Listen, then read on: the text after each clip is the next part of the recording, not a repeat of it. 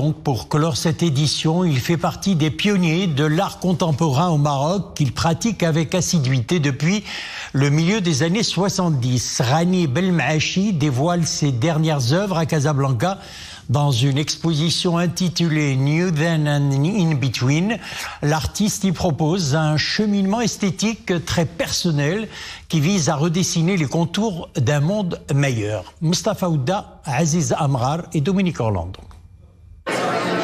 Il fait partie de ces artistes dont on suit avec toujours autant de curiosité le moindre nouveau pas. Et c'est à chaque fois presque frénétiquement que l'on s'interroge, où va-t-il nous conduire pour cette fois-ci ?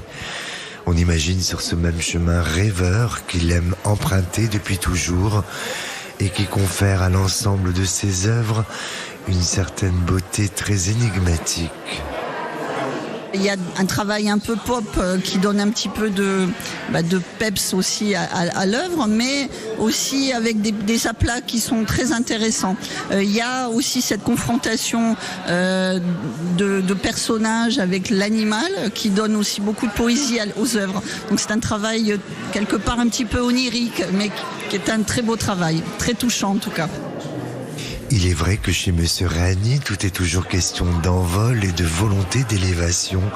Sa poésie visuelle est donc très aérienne, à commencer par celle que déploie sur quasiment chaque tableau le pigeon voyageur qui est avec l'enfant l'autre figure centrale de toute son œuvre. Maintenant, on a les médias sociaux, on a WhatsApp et tout ça, mais avant on avait le pigeon pour communiquer. Donc c'est un élément fantastique qui a contribué à l'humanité de communiquer dans les tons.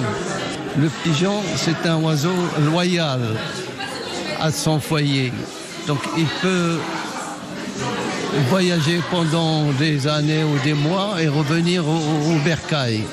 Et il retrouve sa femme qui l'attend là. Mais c'est un symbole d'amour, de loyauté et de paix. Si l'ensemble des œuvres accumulées au fil des décennies par Monsieur Rani suscite autant d'émotions et d'avis favorables, c'est parce qu'elles ne cessent d'interroger de façon inlassable ce qu'il reste de notre propension au bonheur ici-bas, dont on fait paradoxalement toute une montagne inaccessible de nos jours. Voilà, c'est avec